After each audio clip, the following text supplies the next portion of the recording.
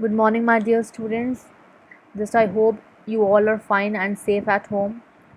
So, here I am with my lecture number 8 of Elementary Economics, class 9.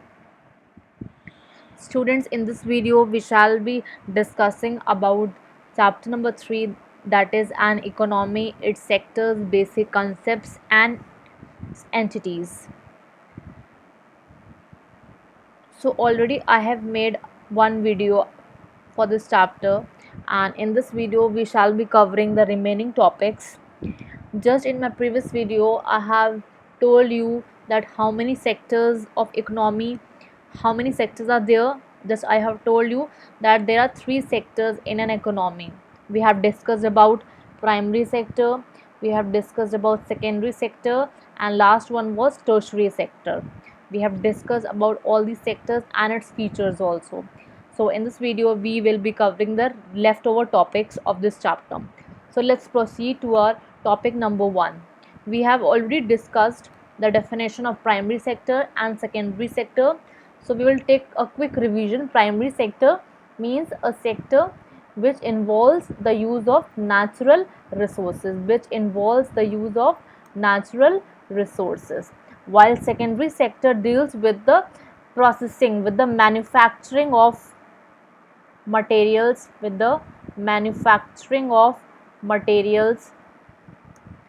which we got from the primary sector. Primary sector give the materials to secondary sector, and what secondary sector do? Secondary sector manufacture such material into finished product, into finished goods. They just transform such raw materials into finished goods. Now let us discuss the difference between primary and secondary sector. Now first is primary sector. This sector involves land based activities. Of course we have discussed this in definition part also, that this sector involves the land based or the resource based activities, while secondary, just this sector involves the manufacturing activities. Manufacturing is done, thus it involves the manufacturing activities. Now these activities lead to a leads to quantitative, because no quality is being produced, because no transformation is there. What the resources are that are occurred naturally just are produced as it is. There is no transformation, there is no production or manufacturing, and hence the result is obtained in quantitative terms. While in secondary sector we manufacture, we convert the raw material into finished goods, and hence what changes we obtain? We obtain qualitative changes, because here we are producing the goods of some very fine quality. So quality matters here, and in this quantity matters here, because we cannot change the quality of natural resources. Natural resources will be like that only, we cannot change its nature. So we have to work on the quantity in the primary sector, and for secondary sector we have to work on the quality, because in this we are manufacturing something, we are manufacturing raw material into finished goods. And third one will be the example is agriculture, forestry, fisheries, which are related to natural resources, while secondary sector converting wood into wooden furniture. Wood is a primary sector, primary resource, which is being converted into secondary resource by manufacturing, by processing into further goods. So I hope so you must have got this difference. Let's come to another difference, that is difference between secondary and tertiary sector. Now secondary sector, this sector just involves this one industrial activities or manufacturing activities also, you can say. While tertiary sector, this sector provides services to both the sectors. Now who will do the work of primary sector? Of course people, and people will be from tertiary sector. Who will do the work of manufacturing? Of course people, and people will be from tertiary sector. So this sector provides services to both the sectors, means primary sector as well as secondary sector. Now these activities result in the qualitative changes. Just now we have discussed in the previous slide that in secondary sector we have to focus on the quality, because we are manufacturing something, and while manufacturing, when one is manufacturing, one need to focus on the quality of that product. While in tertiary sector, these activities result in the creation of utilities. Now what is the meaning of utilities? Utilities means want satisfying power of a commodity. You have some want, and when your want is satisfied, so that means your utility is satisfied. Satisfaction of wants is termed as utilities. So tertiary sector helps in the creation of utilities, help in satisfying the wants. And third one will be the example manufacturing, construction, etc. And for tertiary sector, services like transport, communication, trade, these are all the examples of services which are provided by the tertiary sector. Students, one more point: for differences you need to learn any 2 point, and make sure this out of the 2 points the examples should not be there. First 2 points you have to write, and along with it you can write the examples, but examples should not be included in the first 2 points, because you will not get the marks for the examples. You have to write it additional. So I hope so you must have got this difference. Let's come to another topic, that is one more difference is there, that is difference between primary and tertiary sector. So we have to study all the differences of these three sectors, because it's very important topic and differences are very much sure to come. So remember this at least 2 points. Now first is primary sector. Now this sector we have discussed that it involves land based activities or the natural resource based activities. While in tertiary sector, this sector involves a service based activities, because this sector is mainly responsible for providing the services to both primary sector as well as secondary sector. Now changes, what we need to focus in primary: quantitative changes. This just now in the previous slide I have discussed that primary sector needs to focus on the quantity, because we cannot make any changes in the quality. We need to focus on how we can increase the quantity. Suppose you are growing the wheat, so how you can increase the quantity of that wheat? So we need to focus in primary sector. While tertiary sector, these activities result in the creation of utilities. So it will help in satisfying the wants. Suppose you need the services of a lawyer, so that want, that need will be satisfied by which sector? Of course tertiary sector, because services are provided by the tertiary sector. And so third one is example, you can write the agriculture, forestry, logging, means any activity, any example which is related to the natural resources will be regarded as primary sector, and tertiary examples can be transport, communication, trade, etc. So I hope so you must have got all the differences which we have discussed just now. We have discussed difference between primary and tertiary, secondary and tertiary we have discussed, and we have discussed about primary and secondary also. So let's proceed to our next topic, that is definition of human wants. Now what is a want? In short we can say that want means a need. Want means the need of something, but that is not the correct definition in the economic sense. Just in simple you can say need or the desire, but in economic terms you cannot write this simple definition. What in economics will be a want is a desire to acquire something, just and the willingness to put an effort to acquire it. So it not only means that you need the commodity, so that will become a want. Suppose you need any commodity, suppose you need a car right now, you need a car right now, so that will be not regarded as a human want. That will be regarded as human want only when you are willing to buy that car, and you have the capacity to pay for the price of that car. You have the capacity,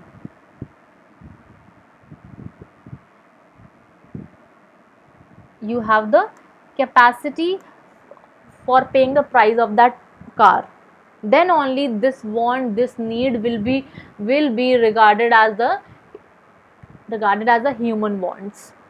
So what is want? A want is a desire to acquire something, and effort to acquire it. Means effort will be here, willingness, you are willing to buy that car, you are willing to buy some good, and also you have the ability, means you can pay for that price of that product, this product. So you have the ability also to pay for the price of that product. So human want does not only mean that when someone needs or desires any commodity, that will be called as human wants. No, the answer will be no.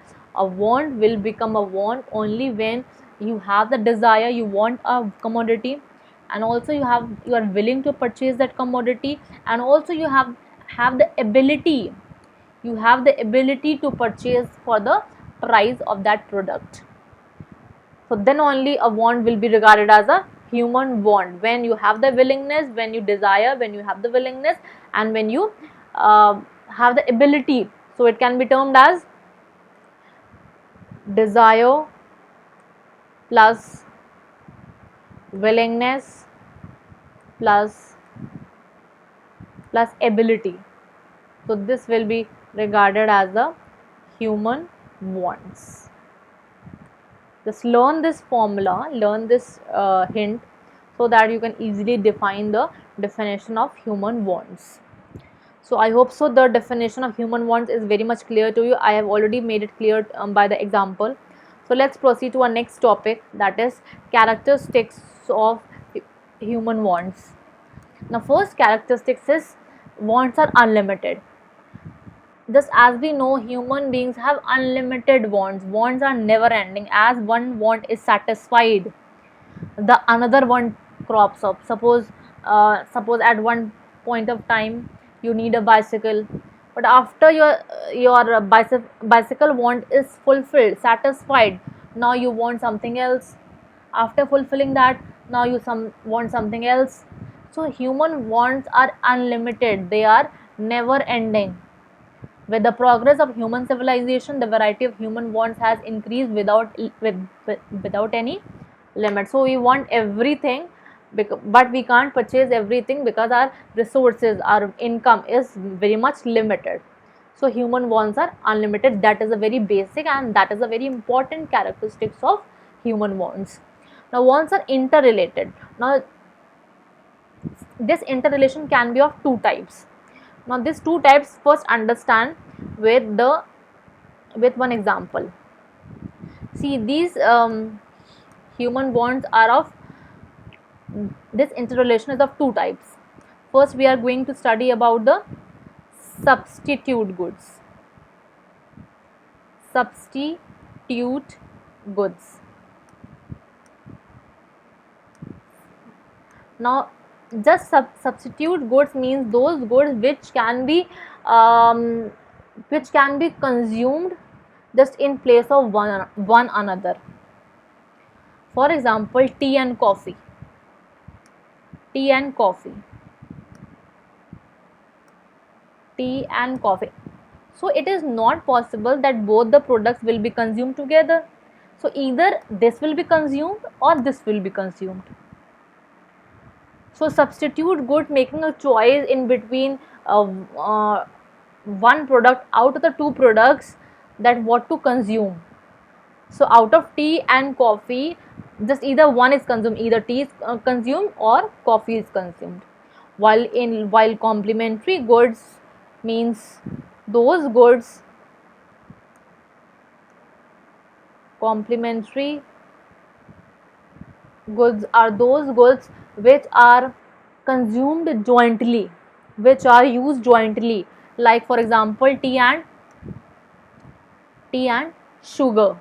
Of course tea and sugar are used jointly, they are not a substitute goods, they are the complementary goods, they complement, they are used together, while they are used in optional basis, either this will be used or this will be used, while in complementary both the products are used together. Like for example, car and petrol. So car and petrol are complementary, both will be used together. While if I say that uh, Hero Honda car or Maruti Suzuki, so that is a substitute good. One can use either that car also or this car also. So it depends upon the willingness, upon the consumers, that what type of interrelation they want to have it. Either substitute goods they can have, or complementary goods are also they can be used in while selecting their wants. So I hope so you must have got this substitute goods and the complementary. Substitute goods means the goods which are used just in place of one another. For example, you can remember tea and coffee, they are not used jointly, they are used as a single one, while complementary goods are used jointly, like for example tea and sugar. So let's come to our previous point, that is wants are interrelated. So sometimes the different goods are wanted together also. For example, complementary goods, tea and sugar, while different goods are wanted, maybe substitute also, like tea and coffee. So I hope so this point is very much clear to you. So let's proceed to the point number third, that is intensity of wants may differ. All human wants are not, sorry, so this is of, not if. All human wants are not of same urgency. The want of a luxury good does not have to be satisfied the same urgency as a want of food. So intensity means the priority. The intensity synonym can be of priority. Priority of wants may differ. Some wants may be urgent, some wants are not urgent. So the want of a luxury goods cannot be replaced, cannot be satisfied with the want of food, because want of food is very much necessary want, is very much urgent want, while the want of a luxury goods can be just postponed later on also. This can be fulfilled later on also, because you need to fulfill first the urgent wants, you need to fulfill first the urgent wants and then the luxury want later on. So intensity of wants may differ. Now fourth one is wants are competitive. Now we all know that human wants are unlimited, but we have only limited income. We have only limited income. So out of the limited income, we have to choose from the unlimited wants, those wants which need to be fulfilled first. So the human wants are competitive in nature, because we have to choose that which want we need to fulfill first and which want we can satisfy later on. So obviously the urgent want will be satisfied first. So understand with this one by one example. Suppose you need a school bag, while you also need a remote car just for playing. So which want will be satisfied first? Of course the want of a school bag, because that is much more important than a remote car. So wants are competitive in nature also. So the last one is fifth one, wants are repetitive. Now wants are again repeating. Suppose you are hungry and you want the meal, you have taken the meal, so your wants are satisfied. But this, the want of a food will be repetitive in nature, thus it will rise again and again, thus it will rise again and again. So the wants are, many wants are repetitive in nature also. They may be satisfied for any particular period or time period, but they may reappear again after some interval of time. So wants are repetitive in nature also. So I hope so you must have got all the 5 features of human wants. You need to learn this, all the 5 features. It's very important, it's very important topic. So this was the end of my lecture. So thank you for watching. Keep on revising whatever topics I am teaching to you, and if you have any problem, just mention in the comment section. Do like and subscribe my channel, and have a nice day.